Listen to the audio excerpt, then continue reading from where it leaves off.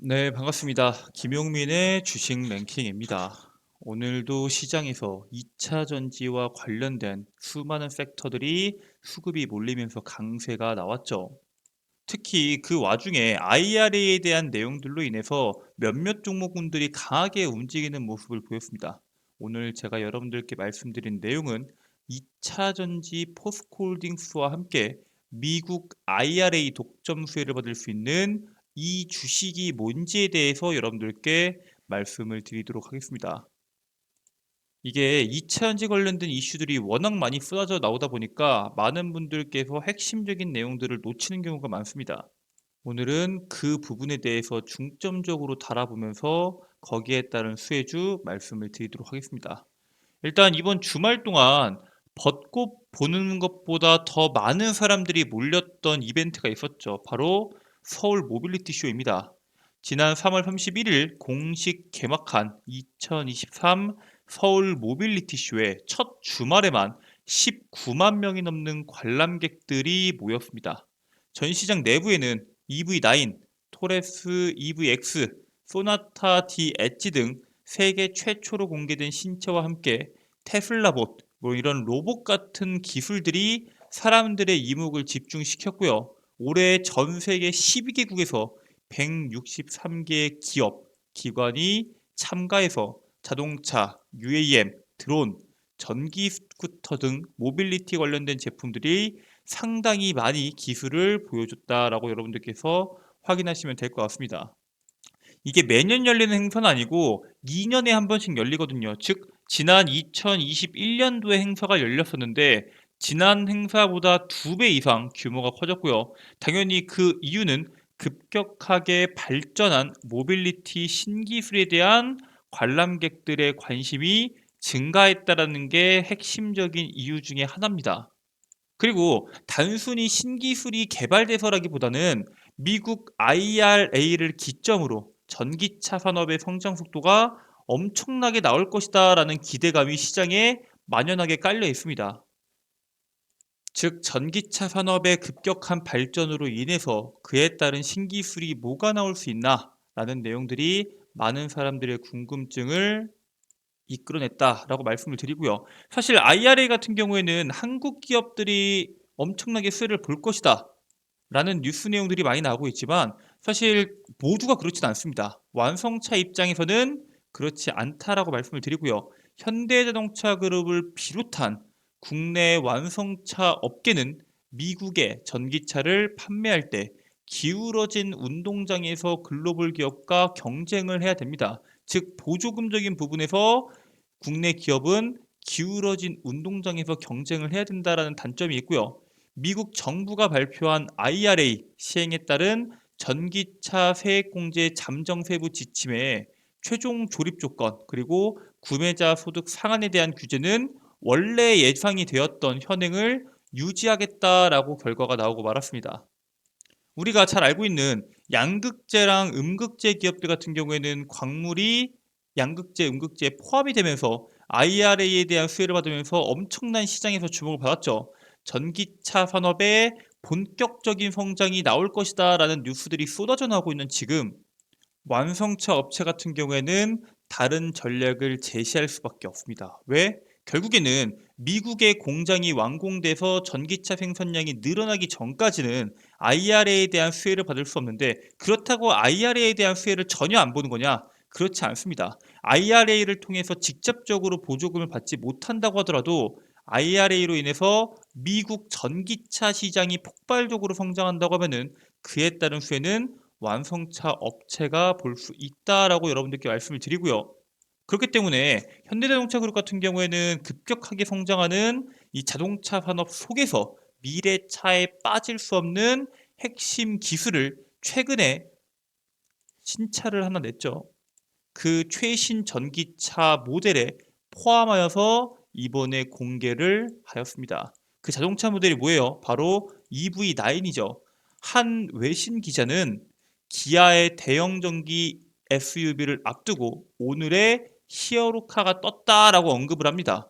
이 당시에 이번 서울 모빌리티 쇼에 기아 EV9을 제외하고도 수많은 자동차들이 있었는데 그 중에서 주인공이 EV9이다라고 말할 정도로 이번 EV9에 대한 관심도가 엄청나게 컸고요. 전 세계 외신이 조명한 전기차다라고 생각하시면 될 것 같아요. 이게 왜 그렇게까지 사람들이 주목했냐면은 일단 대형 SUV 펠리세이드보다 넓은 내부 엄청나게 강점이 될 수 있겠죠. 그리고 1회 충전 주행 가는 거리가 500km를 넘을 것으로 기대되는 EV9에 대한 스펙 때문입니다. 국내에서 500km 이상의 1회 충전 주행 거리가 인증이 된 차량이 테슬라랑 아이오닉 6 포함해서 몇 개 없습니다. 사실상 거의 400km대, 300km대 후반이 거의 대다수인데 이번에 EV9이 1회 충전으로 500km를 갈 수 있을 것이냐라는 것도 시장에서 주목을 받고 있고요. 넓은 내부, 고용량 배터리도 당연히 주목받겠지만 진짜 핵심은 뭐예요? 레벨 3의 자율주행 기술로 하반기에 EV9 GT 라인에 레벨 3 자율주행이 탑재될 예정을 가지고 있습니다. 아니 자율주행 2에서 3단계로 한 단계 올라가는 건데 왜 그렇게 사람들이 주목을 하냐라고 물어보실 수 있겠죠. 일단 자율주행의 기술 단계별 분류를 보면은 자율주행 레벨 3는 제어의 주체가 시스템이고요. 주행에 대한 책임이 시스템에 있다는 게 중요합니다. 지금까지는 주행에 대한 책임이 인간이었지만 레벨 3단계부터는 주행에 대한 책임이 시스템에 있다. 즉 그 문제를 개인이 아닌 회사가 진다는 사실이 상당히 중요한 문제입니다. 물론 이거는 특정 조건에서만 자율주행 그리고 위험시 운전자에 대한 개입이 필요한 게 사실입니다. 이번에 EV9이 자율주행 레벨 3의 시대를 여는 게 가장 핵심이다라고 보시면 될 것 같고요. 레벨 3는 고속도로나 자동차 전용 도로에선 운전자의 개입 없이 차량 스스로 80km로 주행이 가능한 수준을 말합니다. 운전자가 탑승하긴 하지만 고속도로를 달릴 때 주행 제어와 변수 감지 이 주체가 EV9이 되는 만큼 본격적인 자율주행 시대에 진입했다라고 볼 수도 있습니다. 이 기아의 EV9에는 2개의 라이다를 포함한 총 15개의 센서와 정밀 지도 그리고 통합 제어기 등을 장착을 하는데 기아의 송 사장은 레벨 3 자율주행은 고객의 안전과 직결되는 기술이라 한 치의 오차도 없이 해야 되는 고도화 기술이다라고 강조를 했습니다. 무슨 뜻이에요? 이거를 고도화할 수 있는 기업들이 한정적이라는 사실에 대해서 주목을 해야 되고요. 사실 완성차 업체들이 자신의 잘못에 대해서 인정하는 경우가 상당히 드물죠. 그런데 이 레벨 3부터는 주행에 대한 책임이 시스템이라고 말씀을 드렸습니다. 즉 애지간한 기술 가지고는 레벨 3로 넘어가지 않을 거고요. 레벨 3로 넘어간다고 하면은 레벨 4, 레벨 5까지 넘어가는 속도가 가속화될 수 있다는 점에 대해서 주목하셔야 됩니다. 얘네가 얼마나 자신 있냐면은 사실 지금까지 지난 13년간 급발진 사고가 766건이나 있었습니다. 그런 급발진 의심에 대한 신고에 단 한 번도 인정에 대한 사례가 없었습니다. 제조사별로 누적 건수를 보면은 현대차가 333건, 기아가 119건, 르노가 102건, GM이 49건 등 의심 신고가 있었고요. 자동차가 진화하는 동안 전자장치의 차량 통제에 대한 관여도가 높아진 만큼 다양한 사례에 대한 사건이 발생을 할 수밖에 없습니다. 이것만 보면은 아니 현대차랑 기아는 급발진에 대한 의심 사고가 많은데 그럼 현대차랑 기아는 기술력이 없는 거 아니냐라고 보실 수 있는데 그냥 현대차와 기아에 대한 판매량이 압도적이기 때문에 이러한 수치가 나온다고 보시면 될 것 같고요. 중요한 거는 지금까지 주행에 대한 책임을 받지 않았던 완성차 업계는 자율주행 기술 3단계부터 주행의 책임이 있는 만큼 기술 고도화에 주목을 할 수밖에 없다라고 여러분들께서 주목하시면 될 것 같습니다.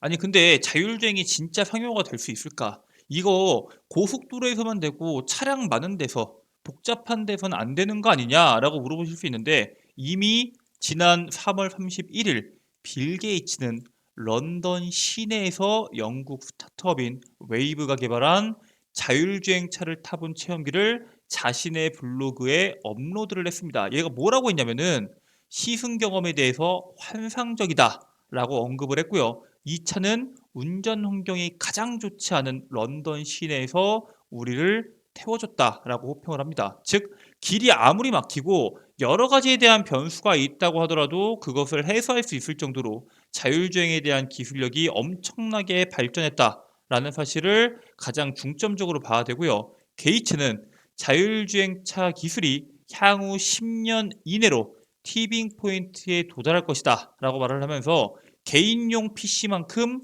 혁명적일 것이다 라고 평가를 합니다. 우리가 PC가 우리 삶에 얼마나 큰 영향을 줬다라는 사실을 다들 알고 계실 겁니다. 빌 게이츠는 자율주행차가 개인용 PC만큼 혁명적일 거다라고 평가를 하고 있고요.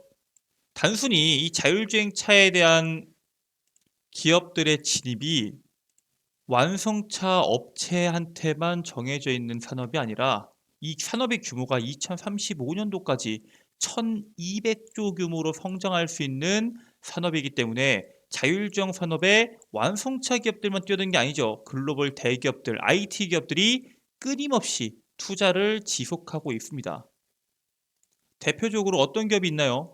애플이 있죠. 애플 같은 경우에는 과거 타이탄 프로젝트부터 시작해서 빠르면 2025년에 출시될 것으로 예상되는 애플카와 별개로 애플이 자율주행 차량에 대한 연구 개발을 지속하고 있습니다. 우리가 테슬라를 봐서 알겠지만 애플도 사실 애플카가 나온다고 했을 때 조립 완성도가 높지 않을 수 있습니다. 얘네들은 원래 자동차 완성차 회사가 아니잖아요.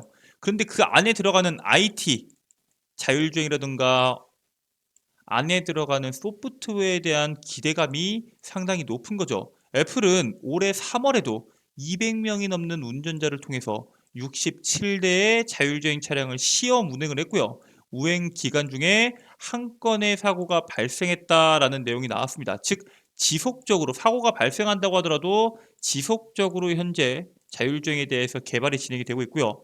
문제는 애플만 진행하고 있는 게 아니라 3월 현재 캘리포니아에서 자율주행 시험을 운행하고 있는 기업들은 웨이모, 크루즈, 죽스 등 모두 12개사로 확인이 됩니다. 즉 아마존도 하고 구글도 하고 수많은 IT 기업들이 투자에 집중을 하고 있고요. 이게 자율주행이라는 게 자동차에만 들어가나요? 로봇에도 들어가고 선박에도 들어가고 다양한 산업에 적용되는 만큼 다양한 분야와 함께 고속 성장할 수 있다는 점 여러분들이 주목하셔야 됩니다. 자율주행이 개발이 되고 로봇과 접목을 시켜서 자율주행 배달 로봇이 될 수도 있고요. 선박을 통해서 더욱 안전한 항해가 진행이 될 수도 있겠죠. 그 밖에도 같이 고속 성장할 수 있는 산업이 뭐가 있을까요?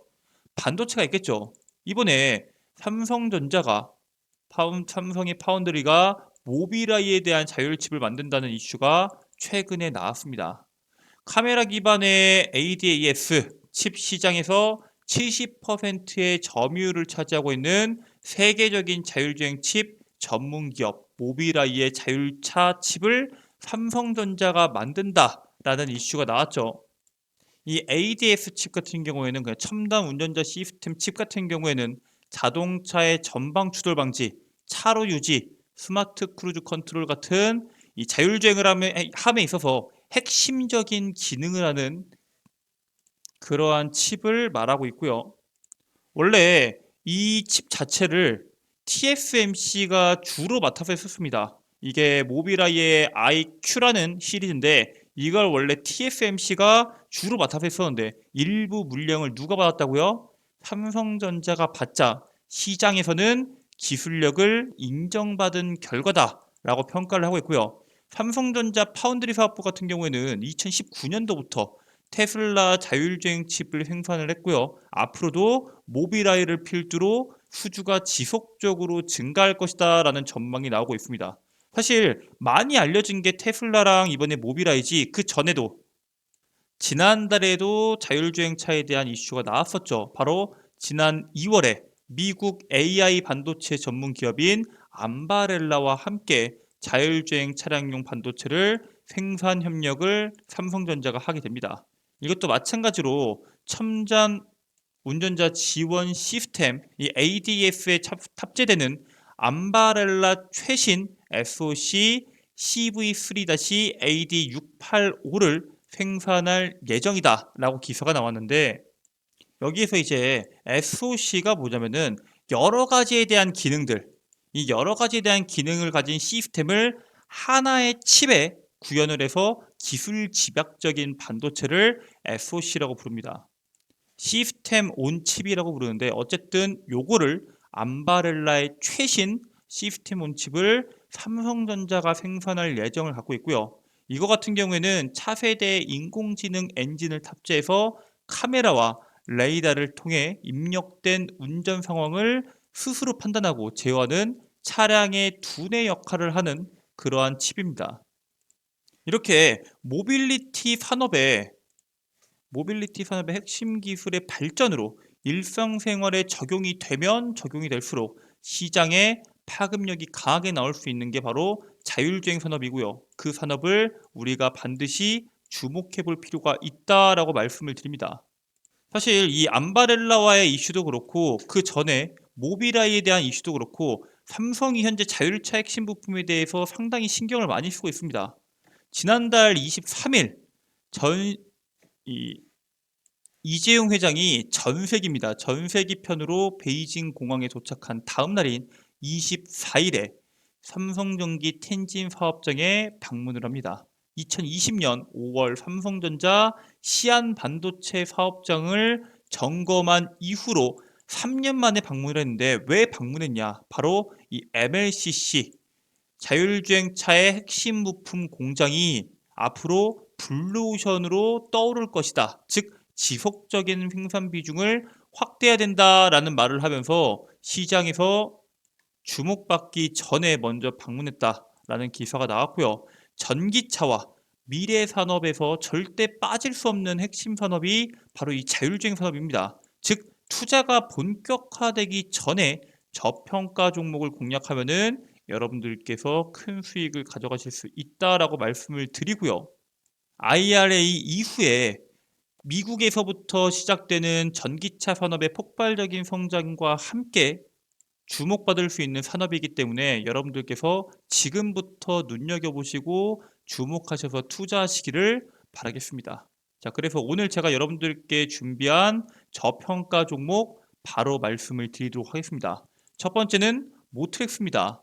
모트렉스가 지금 시총이 4천억대인데 무거운 거 아닙니까? 안 올라가는 거 아닙니까? 하는데 해당 기업이 갖고 있는 강점이 너무 명확합니다. 일단 스마트카, 자율주행카, 커넥티드카와 스마트카의 필수 장치에 해당되는 HUD, 헤드업 디스플레이죠. 그 다음에 이거는 아까 말씀드렸던 ADAS, 첨단 운전자 보조 장치죠. 등 개발하고 제조하는 기업이 바로 이 모트렉스입니다. 그리고 모빌리티 시대에 고성장이 기대되는 필수 제품인 이 차량용 인포테인먼트에 대한 판매가 엄청나게 증가하면서 지금 영업이익률이 계속해서 증가하고 있습니다.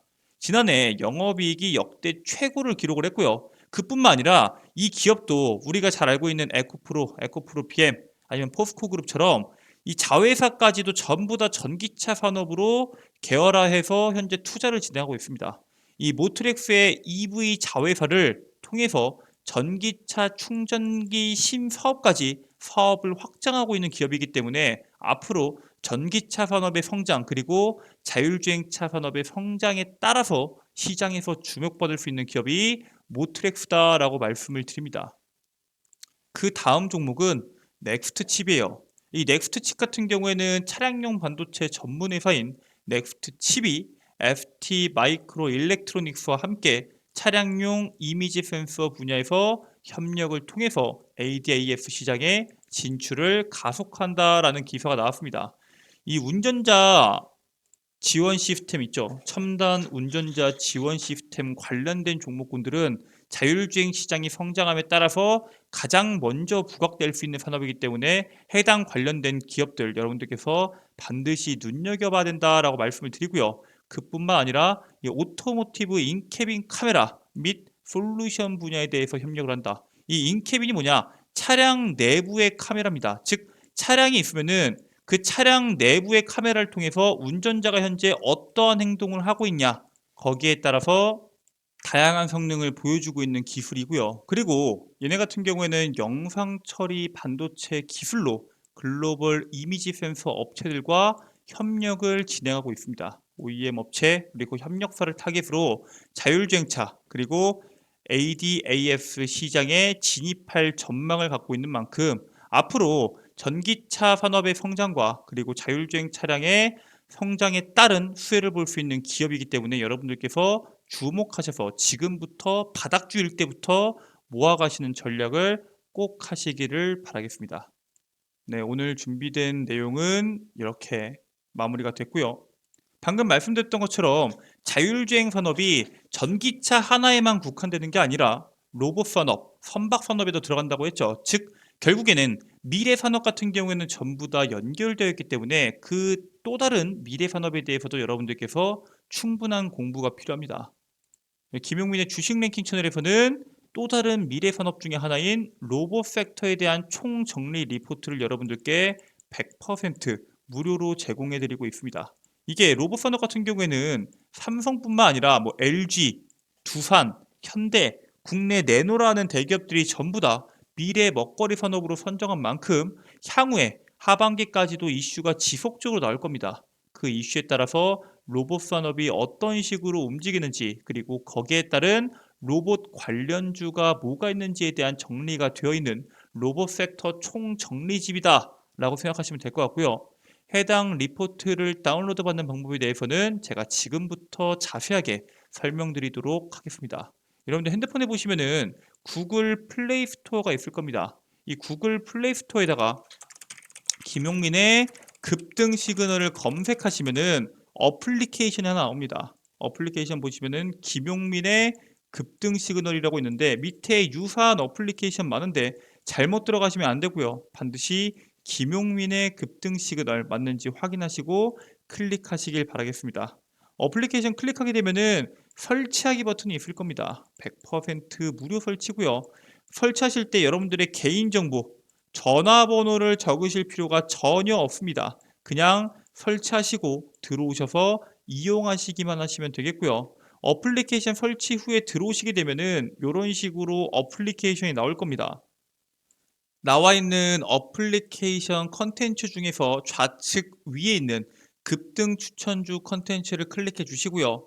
공지사항 하단부에 있는 상반기 로봇 섹터 총정리 공지사항을 클릭해 주시면은 스크롤 내리셨을 때 로봇 섹터 총정리 PDF 파일을 100% 무료로 다운로드 받으실 수가 있습니다. 해당 다운로드 통해서 여러분들의 투자 가이드를 다시 한번 확인하시길 바라겠고요. 이 밖에도 김용민 대표가 매일매일 직접 업로드하고 있는 급등 추천주, 단기 시세를 낼 수 있는 종목군들 매일매일 종목 시세부터 매매 전략 그리고 투자 전략까지 자세하게 말씀을 드리고 있습니다. 장전 급등 뉴스는 장 시작 30분 전인 8시 30분 이전에 여러분들께서 오늘 시장에서 반드시 확인하셔야 되는 핵심 이슈들을 여러분들께 업로드 해드리고요. 그 핵심 이슈에 따른 관련주까지 업로드 해드리고 있습니다. 장 시작 전에 꼭 체크해 보시길 바라겠고요. 급등주 분석은 매일매일 시장에 나오는 강한 이슈들 왜 나왔는지 그리고 그 관련된 종목군들은 뭐가 있는지 어떠한 종목군들이 있는지 정리해서 업로드 해드리고 있습니다. 여기에 있는 모든 내용들 누구나 김용민의 주식 랭킹 채널 시청자라면은 100% 무료로 시청 가능하시고요. 이용 가능하시니까 꼭 이용하셔서 여러분들의 투자에 도움이 되시길 바라겠습니다. 오늘 준비된 내용은 여기까지입니다. 저는 다음 영상에서 여러분들께 도움이 되는 내용으로 다시 돌아오도록 하겠습니다. 끝까지 시청해 주셔서 감사합니다.